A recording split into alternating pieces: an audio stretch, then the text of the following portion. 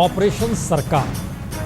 सरकार उसे ही कहा जाता है जिसे जनता चुनती है, लेकिन सरकार का मतलब इस देश में दरअसल चुने हुए नुमाइंदों से बनी सरकार बनने के बाद सिर्फ और सिर्फ अपने हित को साधना, अपने वोट बैंक को देखना, अपने इर्द गिर्द एक ऐसा ताना बाना बुनते चले जाना कि सत्ता की मलाई किसे मिले और अपनों को कैसे मिले, इस दिशा में बहुत सारे तत्व एक साथ काम करते हैं। संयोग ऐसा है कि इसमें जातिवाद भी उभर के आके खड़ा हो गया है। बात ऑपरेशन सरकार के जरिए दरअसल उत्तर प्रदेश की हो रही है। हजारों युवाओं की परीक्षा में चंद युवाओं को अगर नौकरी मिल जाए तो बाकी लड़कों पर क्या गुजरती होगी, किसी ने नहीं सोचा।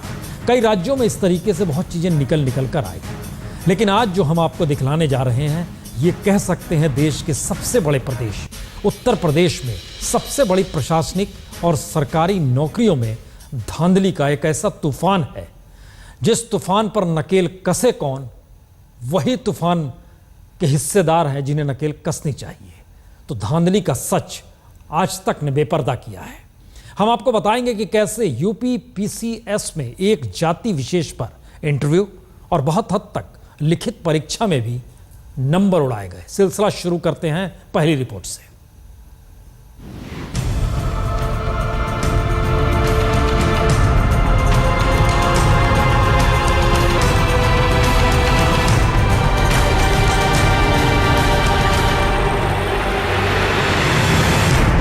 समाजवादी पार्टी में संसद से लेकर विधानसभा तक मुलायम सिंह यादव के कुनबे का राज है। संसद में मुलायम सिंह यादव बहू और भतीजों के साथ खुद विराजमान है और विधानसभा में बेटा और भाई। उत्तर प्रदेश में सरकार ऐसी है कि कोई इसे बाप बेटे की सरकार का नाम दे रहा है तो कोई भाई भतीजे की सरकार कहकर पुकार रहा है। लोगों के वोट से खानदान भी चुनकर आया है, इसीलिए मुलायम सिंह यादव पर कोई सीधा आरोप नहीं लगा सकता। लेकिन वोट की राजनीति से परे उत्तर प्रदेश के लोक सेवा आयोग में जब मेरिट लिस्ट पर यादव राज सवार हो जाए तो इल्जाम लगना लाजमी है। जी हां, समाजवादी पार्टी का वोट बैंक अब लोक सेवा आयोग में भी गजब ढा रहा है। अब तक तो जाति के वोट बैंक के नाम पर सांसद और विधायक बन रहे थे, लेकिन अब उत्तर प्रदेश में एसडीएम और डिप्टी एसपी भी वोट बैंक से निकल रहे हैं। जी हां, जो अधिकारी आगे चलकर डीएम, एसपी, कमिश्नर, डीआईजी और आईजी की कुर्सी पर विराजेंगे, उनकी खासियत सिर्फ और सिर्फ एक खास जाति होगी। चौंकिए मत, आज तक के पास वो दस्तावेज हैं जो जाहिर करते हैं कि किस तरह उत्तर प्रदेश में एक खास जाति के नाम पर चुन चुनकर कैंडिडेट्स को इंटरव्यू बोर्ड तक पहुंचाया और फिर इंटरव्यू में उन पर जमकर नंबर लुटाए गए। आखिरकार उत्तर प्रदेश पीसीएस के पूरे इम्तिहान और इंटरव्यू में यादव जाति के कैंडिडेट्स ऊपर से नीचे तक छा गए। जरा इस फहरिस्त को उठाकर देखिए। पहले कैंडिडेट का नाम पढ़ लीजिए और फिर 5वें कॉलम में इंटरव्यू के नंबरों पर गौर कीजिए। जी हां, विकास धर और हिमांशु कुमार गुप्ता को इंटरव्यू में 102 और 115 नंबर मिले, लेकिन राजेश कुमार यादव पूरे के पूरे 140 अंक लेकर आगे निकल गए। अंकुर सिंह, विनीत सिंह और अभिषेक सिंह को मेंस यानी लिखित परीक्षा में ज्यादा नंबर मिले हैं, लेकिन इंटरव्यू में 115, 113 और 124 पर ही वो सिमट गए। जबकि सुरेंद्र प्रसाद यादव लिखित परीक्षा में काफी पीछे हैं, लेकिन इंटरव्यू में 136 नंबर पाकर फाइनल लिस्ट में उन्होंने जगह बना ली। अमिताभ यादव और माया शंकर यादव भी जाति के नाम पर इंटरव्यू के नंबर लूटने में कामयाब रहे, जबकि जनरल कैटेगरी के बाकी उम्मीदवारों की योग्यता इंटरव्यू में दम तोड़ गई। सबसे ज्यादा बुरा हाल तो एससी यानी शेड्यूल्ड कास्ट कैटेगरी के छात्रों का है, जिसमें 140 छोड़िए बहुत से उम्मीदवार 100 का आंकड़ा भी नहीं छू पाए। उत्तर प्रदेश में सरकारी नौकरी के सबसे बड़े इम्तिहान में की गई सबसे बड़ी धांधली को आज आपकी आंखों के सामने आज तक उजागर कर रहा है। देख लीजिए कि यूपी में आपके बच्चों का भविष्य किस अंधेरी गुफा में जा रहा है, और यह भी जान लीजिए कि रात दिन की मेहनत करके आपके बच्चे इंटरव्यू बोर्ड तक तो पहुंचते हैं, लेकिन फाइनल लिस्ट आते आते मेरिट लिस्ट से गायब हो जाते हैं। आज हम आपको बताएंगे कि किस तरह दिल्ली और लखनऊ से फोन की 1 घंटी घनघनाती है और सिफारिशी कैंडिडेट्स इंटरव्यू में टॉप करके मेरिट लिस्ट में आ जाते हैं। हम जानते खुद कि एक कैंडिडेट के लिए लामबंदी हुई दिल्ली तक, वहाँ से अनिल यादव को फोन आया, फिर उन्होंने ब्रीफ किया और उस लड़के का हो गया सिलेक्शन। हम जानते हैं। इलाहाबाद में उत्तर प्रदेश लोक सेवा आयोग में सोर्स सिफारिश का हाल यह है कि आयोग के कर्मचारी भी मानने लगे हैं कि बिना सिफारिश यहां मेरिट में जगह नहीं बनती। IAS लड़का दिन रात आँख फोड़ कर पढ़ रहा है, आपके बोर्ड में गया, अब आप उससे क्या पूछेंगे? कुछ भी वो बताया चाहे जिस स्टैंडर्ड का आंसर दे। जब तो हो जाइए तैयार और देखिए कि देश के सबसे बड़े सूबे में किस तरह सबसे बड़े सरकारी इम्तिहान में सिफारिश का बोलबाला है और कैसे आपके होशियार बच्चे DMSP बनने से वंचित रह जाते हैं। अक्षय सिंह, इलाहाबाद, आज तक। ये खतरे की घंटी किसके लिए है? उस पीढ़ी के लिए जिसे भविष्य में इस देश को संभालना है। उत्तर प्रदेश के भीतर बंद गली की दिशा में जाती हुई युवाओं के भविष्य को लेकर हर कोई चिंतित हो सकता है, लेकिन राजनीति का क्या कीजिएगा? टकरा रही है राजनीति अगर मुलायम सिंह यादव की मायावती से, तो फिर उस जाति के बच्चे आगे बढ़ नहीं सकते। इस स्थिति में खड़ी हो गई ये स्थिति। हम सिलसिला और शुरू करते हैं। चर्चा तमाम नेताओं से होगी, बातचीत होगी, लेकिन हमें लगता है कुछ और परिस्थिति को देखिए, क्योंकि एक लंबा सिलसिला है। यूपी PCS के इंटरव्यू में 200 नंबर होते हैं। नियम है कि अगर किसी उम्मीदवार को 140 से ज़्यादा अंक दिए जाते हैं तो आयोग को उस पर रिमार्क देना होता है। बरस 2011 यूपी PCS का जो इंटरव्यू था, उसमें पिछले बरस जिसमें हुआ, उसमें यादव उम्मीदवारों को सबसे ज़्यादा अंक मिल गए। आप कह सकते हैं वो लायक थे, आप कह सकते हैं ये संयोग है, आप कुछ भी कह सकते हैं, लेकिन सवाल है ये एक पूरा स्टिंग ऑपरेशन भी साथ साथ चलेगा जो बतलाएगा कि दरअसल हमारे कहने और किसी के सोचने की बात नहीं है, सच क्या है वो आएगा। क्योंकि 138 से 140 के बीच सिर्फ उन्हीं को नंबर क्यों मिलते हैं, जबकि दूसरी जातियों के उम्मीदवार इंटरव्यू में अच्छा अंक पाने से वंचित रह जाते हैं, चाहे वह लिखित परीक्षा में आगे निकल गए हों। सिलसिला देखिए ये दूसरी रिपोर्ट। क्यों नहीं आपकी बेटी बन पा रही है जिलाधिकारी? क्यों नहीं आपका बेटा बन पा रहा है पुलिस कप्तान? क्या अब DM और SP भी सिफारिश पर बन रहे हैं? हिंदुस्तान में हर मां बाप का सपना होता है कि कॉलेज जाने के बाद उनकी बेटी या बेटा एक बार लाल बत्ती की गाड़ी पर जरूर सवार हो, लेकिन उत्तर प्रदेश में PCS के इम्तिहान ने ऐसे सपनों को चूर चूर कर दिया है। हम आपको PCS के इस इम्तिहान की हर धांधली के बारे में बताएंगे, लेकिन पहले जरा इन जनाब से मिलिए। ये है आनंद शेखर सिंह, इलाहाबाद के एक डिग्री कॉलेज में प्रिंसिपल हैं, जो यूपी के लोक सेवा आयोग के इंटरव्यू बोर्ड में भी हैं और एग्जामिनर भी रहे हैं। पहले जरा सिंह साहब की बातें सुन लेते हैं। क्योंकि इंटरव्यू एक मेजर वो है जो आपके हाथ में, बहुत बड़ी चीज है जो आपके हाथ में। इंटरव्यू बहुत बड़ी चीज है। मेंबर आपके हैं और मेंबर आपके हैं। आप ऑफ द रिकॉर्ड आप कोई डायरेक्शन पास ऑन कर सकते हैं किसी भी उसको, किसी भी उसको कि भाई जरा साहब देख लीजिएगा। लेकिन सर उसमें तो ये कहते हैं ना कोडिंग होती है, पता नहीं होता। उसमें भी कोडिंग होती है, पता नहीं होता। हाँ, फिर कैसे कर पाएंगे? कोडिंग किसको मालूम रहती है? आपको नहीं मालूम होगी ना। If you are a member, आपके पास नहीं, आई एम द चेयरमैन, हम तो सारा कोडिंग डिकोडिंग हम तो जानते हैं, अगर हम ये कराना चाहेंगे तो हम ऑफ द रिकॉर्ड ये भी आपको पास ओवर कर देंगे कि ये 20 नाम आपके पास इंटरव्यू के लिए आ जा रहे हैं, जिसमें कास्ट वाइज ये सूची। आनंद शेखर सिंह का खुलासा, इंटरव्यू बहुत बड़ी चीज है। मेंबरों को दी जाती है उम्मीदवारों की जानकारी, पहले से ही भेजी जाती है जाति आधारित सूची। आदमी करता है ना, इंटरव्यू बोर्ड के सदस्य रह चुके सिंह साहब ने खुलासा किया है कि पीसीएस के इम्तिहान में सबसे अहम तो इंटरव्यू ही है और इस इंटरव्यू में नंबर बढ़ाने के लिए उम्मीदवारों के बारे में पहले से ही जानकारी दे दी जाती है। पीसीएस के इम्तिहान में 200 नंबर का इंटरव्यू होता है। इंटरव्यू में 140 अधिकतम नंबर दिए जाते हैं। इससे ज्यादा नंबर देने पर अध्यक्ष को अलग से रिमार्क्स देने होते हैं। आइए अब आपको दिखाते हैं कि यूपी पीसीएस के इम्तिहान की वो फहरिस्त जो धांधली का खुद एक सबूत है। ये देखिए किस तरह से यादव जाति के कैंडिडेट्स को 140 और 138 नंबर दिए गए हैं, जबकि ज्यादातर गैर यादव उम्मीदवारों को 100 से 110 में समेट दिया गया है। रागेश कुमार यादव 140,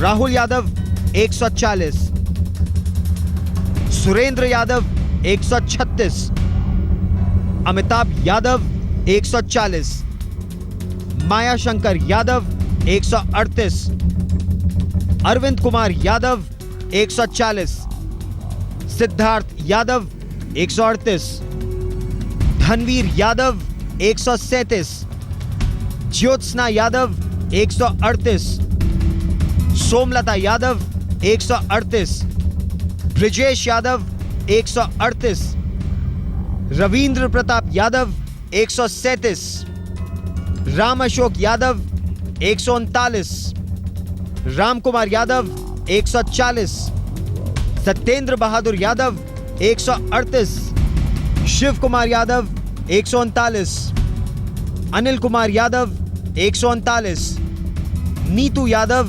138, अशोक कुमार यादव 137, देव कुमार यादव 140, रमेश चंद्र यादव 140, सुप्रिया यादव 139, विकास यादव 139, सुशील कुमार यादव 140, ममता यादव 140। कितनों के नाम गिनाए।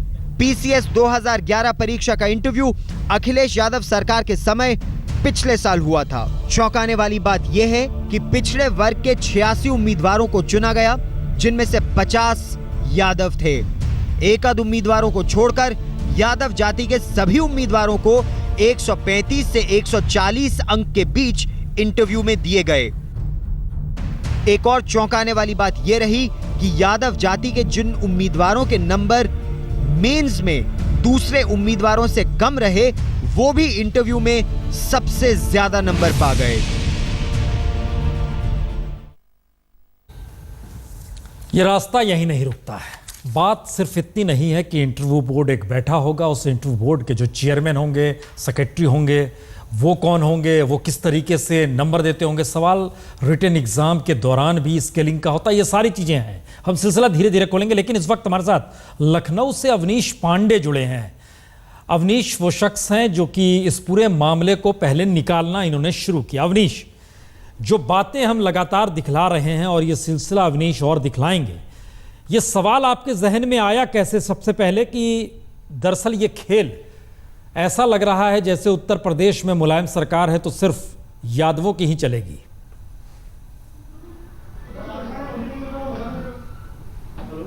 सर 2 अप्रैल को अध्यक्ष अनिल कुमार यादव की नियुक्ति हुई। उसके बाद सीधी भर्तियों में केवल और केवल यादव उम्मीदवारों की भरमार हुई। 11 के रिजल्ट में इन्होंने ऐसा रिजल्ट आया 11 का कि हम सभी इलाहाबाद जो प्रतियोगी छात्रों का गढ़ है, इलाहाबाद से कोई लड़के दिख ही नहीं रहे थे। फिर पता चला कि उन्होंने एक प्रस्ताव अंदर ही अंदर प्रस्ताव पास करके, त्रिस्तरीय प्रस्ताव पास करके और भेज दिया, लगा दिया और इस पर रिजल्ट निकाला। उसमें 170 लड़के जो क्वालिफाई हुए थे, 170 मैक्सिमम 150 प्लस यादव थे। हम लोग सड़क पर उतरे तो हंगामा हुआ, लाठी चली, बहुत लड़के जेल गए और अंत में जब हम लोग कोर्ट गए तो कोर्ट में इनके प्रस्ताव, कोर्ट में कोई डिसीजन दे उसके पहले प्रस्ताव वापस ले लिए और एक नया तरीका उन्हीं लड़कों को सिलेक्शन करने का नया तरीका लिए कि मेंस में स्केलिंग के नाम पर इंटरव्यू में ज़्यादा नंबर देकर उन्हीं यादव को उम्मीदवारों को चयन करना। जो उसके बाद इन्होंने एक गोपनीयता के नाम पर मेंस के नंबरों को डिकोड कर दिया था कि आप किसी भी लड़के का आप नंबर नहीं जान सकते हैं। आप जान सकते हैं रोल नंबर और डेट ऑफ बर्थ दोनों रहेगा तब। जब हम लोग को ये चीज़ पता चली तो हम लोगों ने door to door hostel to hostel जाकर कलेक्ट किया सर सारे लड़कों का रोल नंबर और डेट ऑफ बर्थ। नतीजा आपके सामने जो देख रहे हैं और हर रिजल्ट में इनका यही हो रहा है। जितने रिजल्टों को देखेंगे ये मामला क्यों सर यादववाद नहीं है, ये पैसा ले रहे हैं। आप इलाहाबाद जाएंगे आपको हर मोहल्ले में कोई न कोई इनका कोई दलाल मिल जाएगा मिस्टर अनिल कुमार यादव का, जो आपसे पैसे की डिमांड करेगा। प्री में, मेंस में, फाइनल सिलेक्शन में हर जगह ये पैसा खुला पैसा चला है सर। उन यादों का भी सिलेक्शन नहीं हो रहा है जो पैसा नहीं दे रहे हैं, सिलेक्शन उन्हीं का हो रहा है जो पैसा दे रहे हैं। अवनीश एक चीज समझाइए, दलाल मिलेंगे अनिल यादव। जो दलाल पैसा लेता है वो सिर्फ यादवों को सेलेक्ट करता है या किसी भी कास्ट को देखते हुए छात्र को देखता है कि पैसा मिल रहा है? सर अगर इस रिजल्ट की ओर गहराई में जाएंगे, सर तो मैक्सिमम पश्चिमी उत्तर प्रदेश के लड़कों का सिलेक्शन हो रहा है। ये इनका मोटो है। ये तो पीसीएस का है सर। अभी जो सीधी भर्तियों पे आएंगे तो सीधी भर्ती में 1 पद, 2 पद, 4 पद, 5 पद सभी के सब यादव। ये यादव से ले रहे हैं और उन यादव से ले रहे हैं जो पैसा दे रहे हैं। सारे यादव का सिलेक्शन से नहीं हो रहा है। बहुत से मेरे यादव मित्र हैं जो मेरी तरह वो भी दूर फाँक रहे हैं इलाहाबाद की सड़कों पर, जिनके पास पैसा है, जिनके पास सोर्स है, जिनके पास पहुंच है। शिवपाल यादव जी के पास, रामगोपाल जी के पास, अनिल यादव जी के घर पे उन्हीं लोगों का सिलेक्शन हो रहा है सर। ओके, आप हमारे साथ रहिएगा चूंकि हमारे साथ 2 खास रिपोर्टर भी हैं, हमारे साथ जुड़ रहे हैं। पीयूष चूंकि इंडिया टुडे के रिपोर्टर हैं जिन्होंने इस पूरी रिपोर्ट को उठाया है, और दीपक जो कि इस पूरे अंजाम देने की स्थिति में आए थे कि कैमरे पर लेके जाए। दीपक, सबसे पहला सवाल तो यह हर किसी के जहन में होगा कि एक इंटरव्यू बोर्ड में कई सदस्य होते हैं और ये कतई जरूरी नहीं है कि वो सब एक ही जाति विशेष के हों, ये हो नहीं सकता है। तो असर कैसे पड़ता है और क्या उसमें सीधी दखल राजनीति की है, राजनेताओं की है, या सीधे कहा जाए उस परिवार का है जिस परिवार की पास सत्ता स्थिति है? क्या देखिए प्रसून, अभी तक ये जो मामला है ये कोई बहुत नया मामला नहीं, काफ़ी महीनों से मामला चल रहा है। और अगर आप उत्तर प्रदेश के अखबार देखेंगे, प्रमुख अखबार, वो इस मामले को सिलसिलेवार ढंग से उठा रहे हैं।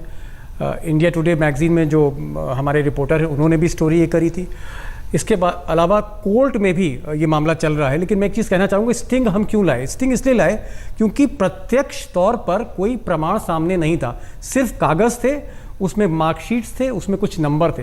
पहली बार हमने कोशिश करी है कि जो एग्जामिनर्स हैं जो वहाँ पर इंटरव्यू बोर्ड में जाते हैं उनसे बात करने की कोशिश करी। उसमें कुछ रिटायर्ड लोग हैं, कुछ सर्विंग हैं, और लोक सेवा आयोग के जो बाबू हैं उनसे भी बात करी। और उन लोगों ने जो खुलासा किया है वो बहुत सनसनीखेज है। मेरे ख्याल वो पहली बार हो रहा है।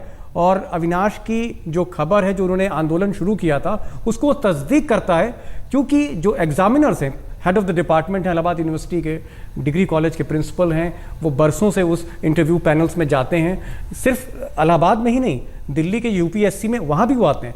उनका ये कहना है कि दिल्ली, लखनऊ, यहाँ से सिफारिशें आती हैं और कहीं ना कहीं उनका जो आरोप है वो चेयरमैन की तरफ है कि नंबर्स जो हैं उनको जैसे रेवड़ी बांटी जाती है, ऐसे कुछ खास कैंडिडेट्स को नंबर उनको बांटे जाते हैं। तो पहली बार कैमरे पर तस्दीक हो रहा है कि वहाँ गड़बड़ी हो रही है। नहीं, खतरे की घंटी इसलिए बड़ी है ये क्योंकि गड़बड़ी नौकरी देने को लेकर कमोवेश हर जगह हो रही है।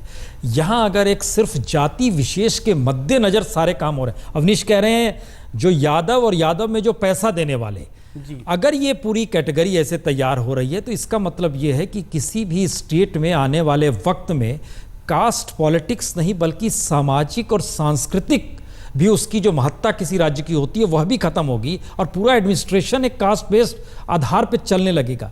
क्या स्टिंग ऑपरेशन में ये निकल कर आता है?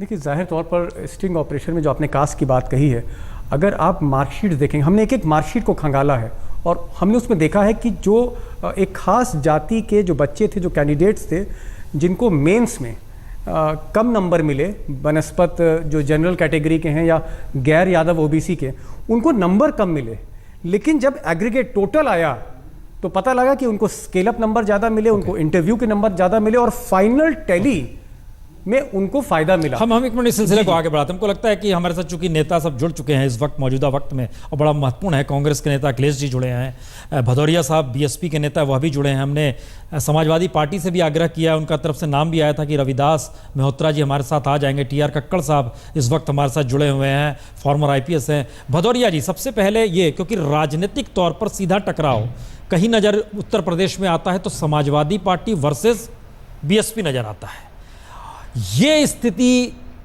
खतरे की घंटी है, ये स्थिति आने वाले वक्त में राजनीति के उस मिजाज को रखती है जहां सब कुछ चले तो हमारी उंगली पर नाचे, या आने वाले वक्त में वही पुलिस प्रशासन को काम करना है उसी कास्ट पॉलिटिक्स के आधार पे, क्या है ये संकेत? भदौरिया जी। देखिए, ये समाजवादी पार्टी की सरकार में कोई नई चीज नहीं है और ना कोई बहुत आश्चर्यजनक चीज है, और इस पर कोई अचंभा नहीं होना चाहिए, क्योंकि आपको याद होगा मुलायम सिंह जी जब पहले मुख्यमंत्री थे, अभी तो अखिलेश यादव जी हैं, जब वो मुख्यमंत्री थे तो इसी तरह से पुलिस में भर्तियां उस समय हुआ करती थीं, और वो कहा करते थे मैं क्या करूं, जब हमारे बच्चों का सीना चौड़ा है तो स्वाभाविक तौर पे दौड़ में और हर चीज में उन लोगों की भर्ती निश्चित तौर पर ज्यादा ही होगी, और इसी तरह के कुछ तर्क अन्य चीजों के बारे में भी दिए जाते थे। पर मैं ये भी साथ में जोड़ना चाहता हूं कि आप उठाकर देख लीजिए अन्य क्षेत्रों के अंदर भी आज नोएडा से लेके बलिया तक किन लोगों को ठेके दिए जा रहे हैं। आप ये भी देखिए कि इनके अलावा अन्य वहां के जनजीवन के अंदर और क्षेत्रों के अंदर किस तरह से इन लोगों को, चाहे वो नौकरियों में हो, चाहे वो पुलिस की भर्ती का सवाल हो, चाहे वो आर्थिक क्षेत्र में छोटे काम से लेकर जितने बड़े काम हैं, आप इनको पाइएगा कि ये एक खास किस्म के कुनबे और परिवार से जुड़े हुए धनाढ्य लोग, उन लोगों को ही, एक जाति विशेष के लोगों को बढ़ाने का काम किया जा रहा है, और साथ ही साथ ये भी कोशिश की जा रही है कि विशेषकर दलित और फिर अन्य लोगों को, जो अन्य अति पिछड़े लोग हैं या पिछड़े लोग हैं, उन लोगों को किसी तरह से इन नौकरियों के अंदर भी और वहां की जो दौड़ है अन्य क्षेत्रों हम भदौरिया जी, इस पे हमको लगता है कि स्टिंग का एक बड़ा हिस्सा हमको लगता है और देखना चाहिए, ये बड़ा महत्वपूर्ण है। और सवाल सिर्फ ये नहीं है कि ठेकेदारों को लेकर, और इससे पहले वर्दी घोटाला का जिक्र हुआ था, सवाल यह है कि जो छात्र पढ़ते हैं उनके दिल पर इन रिपोर्टों को देखकर क्या बीत रही होगी, जब खुले तौर पर इलाहाबाद यूनिवर्सिटी में पढ़ाने वाले शख्स ये माने, प्रिंसिपल माने, कहें कि हाँ इंटरव्यू बोर्ड में ऐसा होता है, एक फ़ोन आने के बाद ऐसे, वो पढ़ने वाले छात्र उत्तर प्रदेश में आज की तारीख में 20 लाख रजिस्टर्ड बेरोजगार हैं। इसके अलावा कितनी बड़ी तादाद में लोग देने जाते हैं परीक्षा, हम सारे आंकड़े लेकर आएंगे। ऑपरेशन सरकार जारी है और ये स्थिति बता रहे हैं उत्तर प्रदेश की, जहां पर पीएससी की परीक्षाओं में एक खास जाति विशेष के छात्रों को लाभ मिलता है। लाभ के साथ उन्हें पैसा भी देना पड़ता है, पैसा दे के ये काम होता है, जो पैसा देता है उसको लाभ मिलता है, लेकिन एक जाति विशेष के इर्द गिर्द ये सब कुछ चलते रहता है। सवाल है, इन सब के बीच लाखों छात्र जो परीक्षा देते हैं, रिटन में अच्छे नंबर उन्हें मिल जाते हैं, लेकिन इंटरव्यू बोर्ड में उनकी छटाई हो जाती है, और इंटरव्यू बोर्ड में वो छात्र ऊपर आ जाते हैं जिन्हें मेरिट में कम नंबर मिले होते हैं लिखित परीक्षा में, लेकिन इंटरव्यू बोर्ड के बाद उनके नंबर अव्वल हो जाते हैं। ये सारी परिस्थिति हम दिखा रहे हैं, और ये सारी चीज़ चूंकि स्टिंग ऑपरेशन के जरिए स्वीकार की गई, हाँ ऐसा होता है, हो रहा है, रोक नहीं पा रहे हैं, ये सारी चीज़ इस स्टिंग ऑपरेशन के बाद ही हमने दिखाने की सोची। हम इसके कई हिस्से टुकड़े और भी लेकर आ रहे हैं, लेकिन कक्कड़ साहब, एक सवाल आपसे, किसी राज्य में अगर डीएम एसपी स्तर के व्यक्ति की नियुक्ति भी अगर इस आधार पर राजनीतिक तौर पर या पैसे देकर एक जाति विशेष के जरिए खड़ी कर दी जाए, तो चंद बरस के बाद उस राज्य की क्या स्थिति हो सकती है? देखिए, ऐसा है कि ये कोई जो आपने स्टिंग ऑपरेशन किया है, ये बिल्कुल सच है कि इस तरह की चीज़ें कुछ प्रांतों में हो रही हैं। आपने यूपी का उदाहरण दिया है, मुझे और जगहों का भी पता है कि कैसे होती हैं भर्तियाँ। अब आपने प्रश्न ये पूछा कि जब इस तरह के लोग जो योग्य नहीं हैं उनको हम पीसीएस में या तो एसडीएम के पद पर या डीएसपी के पद पर नियुक्त करेंगे। नहीं कक्कड़ साहब, इसमें एक चीज और जोड़ दीजिए, जो योग्य नहीं है लेकिन एक खास जाति विशेष का भी है, एक संकट यह भी है क्योंकि राजनीति ने देखिए चाहे वो किसी भी जाति के हों, वो इसीलिए उन्होंने सिफारिशें लगवाई हैं या पैसे दिए हैं क्योंकि वो योग्य नहीं है। तो मेन चीज है वो योग्य उस पद के लिए योग्य नहीं है। वो किसी जाति विशेष के हैं, उनको वो एक अलग चीज हो जाती है। मेरा ये है कि अगर वो किसी भी जाति के हैं, अगर योग्य हैं तो उनको मिलनी चाहिए जगह। योग्य नहीं है, अब होता क्या है कि जब इस तरह के व्यक्तियों को हम एसडीएम और डीएसपी पे लगाते हैं, कुछ समय बाद आपको पता होना चाहिए कि जो पीसीएस के ऑफिसर्स होते हैं, चाहे वो सिविल के हैं चाहे वो पुलिस के हैं, कुछ अरसे बाद ये आईएएस और आईपीएस में खपत हो जाती है इनकी। जी 33% जो आपकी वैकेंसीज हैं हर प्रांत की, वो प्रमोशन कोटा है। अब जब प्रमोशन, इस तरह के अयोग्य व्यक्ति जब प्रमोशन कोटा से आईएएस और आईपीएस में पहुंच जाते हैं और उसके बाद अगर उनकी उम्र और ज्यादा है तो वो मतलब रिटायरमेंट होने में काफी देर है, तो वो डीआईजी, आईजी और कमिश्नर तक भी पहुंच सकते हैं। तो आपने खुद ये कहा कि इस तरह के लोग किस तरह का प्रशासन चलाएंगे। एक तो प्रशासन ठीक नहीं चला सकते ये, दूसरा उसी व्यक्ति विशेष या उसी जाति विशेष के लिए ही काम करते हैं। तो दोनों तरफ से नुकसान है ये। एक तो बाकी लोगों के लिए नहीं करते हैं, दूसरे ये योग्य नहीं है, इसीलिए ये सब सिफारिशें लगाकर। तो इसका एक ही समाधान है कि ये जो लोक सेवा आयोग है प्रांतों में, कुछ ऐसा नियम बने कि इनके चेयरमैन और मेंबर्स की नियुक्ति राष्ट्रपति करें या कोई और करे, क्योंकि जब तक ये प्रांतों के सरकारें इनकी नियुक्ति करेंगी इसी तरह का समझ, क्योंकि किसी भी मेंबर या चेयरमैन में इतनी मर्दांगिनी नहीं है कि वो ना कर दे। बड़ा आसान है, ना कर दे तो उसको क्या होने वाला है, एट द मोस्ट उसको रिमूव कर देंगे या कुछ और कोई पद नहीं देंगे। लेकिन ये दुर्भाग्य है इस देश का कि ये वही व्यक्ति हैं जो कि अपने आप को बड़े सम्मानित पढ़े लिखे समझते हैं, लेकिन जब काम करने की बात आती है तो वो निहायत ही गंदा काम करते हैं, उन लोगों को नियुक्त कर देते हैं जो वहां नहीं होने चाहिए। और इसका आपने एक बड़ी बात की कक्कड़ साहब, आप बोर्ड की बात कर रहे हो कि बोर्ड में जो सदस्य, नहीं बोर्ड के सदस्यों की बात आपने की, बताया है। हम इस पे आते हैं एक चीज। पीयूष, आपने जब रिपोर्ट तैयार की, या इंडिया टुडे के रिपोर्टर भी हमारे साथ जुड़े जिन्होंने खुद एक रिपोर्ट फाइल की थी, पीयूष हम आपसे जानना चाहेंगे बोर्ड में जो मेंबर्स हैं वो कितने हैं और जो प्रभावी हैं चेयरमैन या सेक्रेटरी, ये कौन लोग हैं और किस तरीके से ये पूरा नेक्सस काम कर रहा था या कर रहा है? पीयूष, पहली चीज तो ये है कि प्रसून जी, अनिल कुमार यादव, इनके चेयरमैन का भी नाम अनिल कुमार यादव है और सचिव का नाम भी अनिल कुमार यादव है। इसके अलावा जो सुर्खियों में रहे हैं पिछले साल डेढ़ साल से, वो सबसे ज़्यादा गुरदर्शन सिंह रहे हैं जो आईपीएस हैं पूर्व, और उनके बारे में जहाँ तक मेरी जानकारी है कि प्रोफेसर रामगोपाल जी से, उनका यादव जी से पारिवारिक उनके संबंध हैं, उनका रिश्ता है कुछ उस तरह का। और बोर्ड के जो मेंबर्स होते हैं, जो इंटरव्यू पैनल बनता है, तो इंटरव्यू पैनल का जो हेड होगा उसमें 4-5 लोग हो सकते हैं, लेकिन उसका हेड होता है बोर्ड का मेंबर। तो इसका मतलब, और जो फाइनल रिजल्ट नंबर देने हैं इंटरव्यू में, वो उसी बोर्ड के अध्यक्ष के हाथ में होते हैं, जो इंटरव्यू बोर्ड का अध्यक्ष है। यानी जो नंबर इंटरव्यू में मिल रहे हैं वो अंततः उत्तर प्रदेश लोक सेवा आयोग के हाथ में ही हैं। और ये नियुक्तियां जो हो रही हैं, ये अपने आप में बताती हैं कि इनको करने का पूरा अख्तियार सरकार के पास है। तो इसमें ज़्यादा कुछ सोचने की बहुत गुंजाइश नहीं बचती है कि ये नियुक्तियाँ कैसी हुई हैं और वो लोग किस तरह का काम कर रहे हैं, जो रिजल्ट आ रहे हैं। जी अखिलेश जी, कि राजनीतिक तौर पर कोई पॉलिटिकल पार्टी सत्ता में आने के बाद जिस स्थिति को अभी हम देख पा रहे हैं, क्या ये एक राजनीतिक ट्रेंड है या राजनीतिक ट्रेंड बनाने की कोशिश है? क्योंकि अगर आपका पुलिस प्रशासन में दखल हो और वो जातिगत तौर पर आपके अनुकूल परिस्थितियों को पाने लगे तो उसके लिए हर समय एक राहत की बात ही होगी, क्योंकि कोई भी मुख्यमंत्री कहीं भी किसी भी जाति का बन जाए या किसी पार्टी का बन जाए, पुलिस प्रशासन के भीतर कौन सी स्थिति रहती है? अखिलेश जी। पूर्ण जी, आपने अच्छा सवाल किया।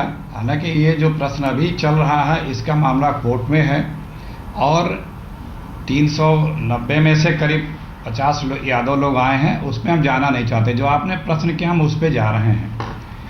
ये अभी बात उठ के आई, ये कास्ट के लिए है, ये कास्ट का कवच है, सब कुछ है कैश के लिए।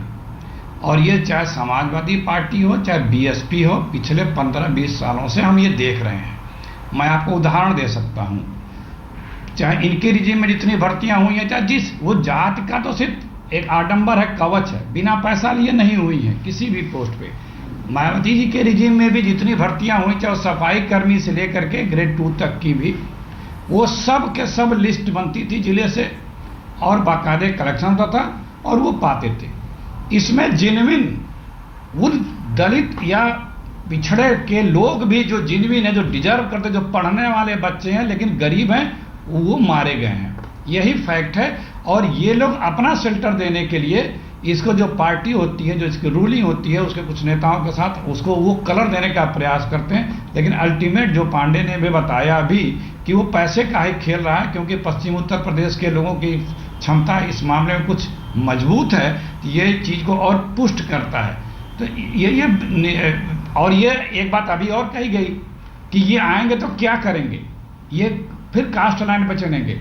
ये गलत है, ये कास्ट लाइन है, ये सिर्फ कैश लाइन पे चलते हैं। जो लोग इस तरह से भर्ती हुए हैं, मैं देखता हूँ चाहे सिपाही से लेकर के किसी पोस्ट पे, उनका सिर्फ एक मकसद रहता है कि हम इतना लगा के आए, इतना दे के आए, कितना हमको निकालना है, कितना हमको देना है। तो उसमें भी ये कास्ट लाइन नहीं देखते हैं, ये सिर्फ कैश लाइन देखते हैं। ओके, ये स्थिति में उत्तर प्रदेश के भीतर जितनी भर्तियां हुई हैं, क्या अब उसके बाद जो हम आपको दिखाने जा रहे हैं वो पूरा स्टिंग ऑपरेशन जो किया गया है कि किस तरीके से कौन कौन शख्स क्या क्या कह रहा है, क्योंकि दस्तावेजों को खारिज करना और ये कहना कि नंबर तो इतने ही दिए गए, आप इंटरव्यू बोर्ड में तो मौजूद नहीं थे। सवाल है जिन्हें नंबर दिए गए, अगर वो मान रहे हैं, जो नंबर दे रहे थे वो मान रहे हैं, तब आप क्या करेंगे? मामला अदालत में भी है जिसका जिक्र और हमारे साथ समाजवादी पार्टी के नेता रविदास जी भी जुड़ चुके हैं। रविदास जी, जो दिखला रहे हैं हम, जो स्टिंग ऑपरेशन में आ रहा है, हम उसके कुछ हिस्से को और दिखाएं, लेकिन आपसे एक चीज़ जानना चाहेंगे, क्या इस बात की जानकारी आपको है या नहीं है? देखिए, जो भी कोई गड़बड़ियां हुई हैं उसकी पूरी जांच होगी और जो उसमें दोषी हैं उन पर पूरी कार्रवाई होगी। माने किसने किया ये? आपकी जानकारी के बगैर हो रहा है? सरकार को कोई जानकारी नहीं है? नहीं, देखिए, जो आपने बताया है तो जानकारी उसको तो नहीं है, लेकिन जो भी अगर उसमें कोई दोषी है तो उस पर कार्रवाई होगी। कौन करेंगे कार्रवाई? से भी किसी ने कोई गड़बड़ी करने का प्रयास किया है तो उस पर कार्रवाई होगी। कार्रवाई कौन सरकार करेगी? मुख्यमंत्री। कार्रवाई प्रदेश की सरकार करेगी, मुख्यमंत्री करेंगे। और अगर मुख्यमंत्री के ताल्लुकात उस आरोपी के साथ जो इस पूरी रिपोर्ट में आ रहे हैं अच्छे हो तो? देखिए, मुख्य बात यह है कि आरोपी कौन, ऐसे बात नहीं है। अगर कोई गड़बड़ी हुई है तो उस गड़बड़ी की जांच हो करके जो दोषी होगा उस पर कार्रवाई होगी। कोई ये बात जो है नहीं कि अगर कोई आदमी गड़बड़ी कर रहा है तो बच जाएगा। अगर किसी ने गड़बड़ी करी है, कोई दोषी है, तो उसके ऊपर कार्रवाई होगी। और उन छात्रों के भविष्य का क्या होगा जिन्होंने परीक्षा दी, मेरिट में नाम आया, लिखित परीक्षा में अच्छा नंबर लेकर आए और इंटरव्यू में सब छटाते चले गए और एक लिस्ट हमने पूरी की पूरी दिखा दी जिसमें हर नाम के आखिर में यादव लिखा हुआ है, वो टॉप होता चला गया? क्या होगा उन छात्रों का? देखिए, जब उसमें जांच होगी और गड़बड़ी जिन लोगों ने करी है वो गड़बड़ी अगर पाई जाएगी तो उसमें पूरा चीज़ देखी जाएगी।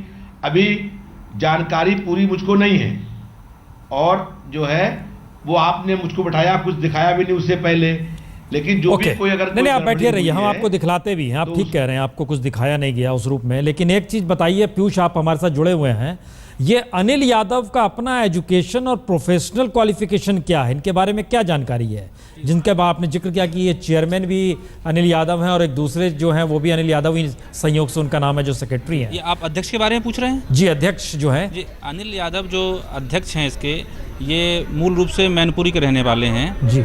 और मैंने 28 या 29 मई को एक फैक्स देके इनसे सवाल पूछे थे।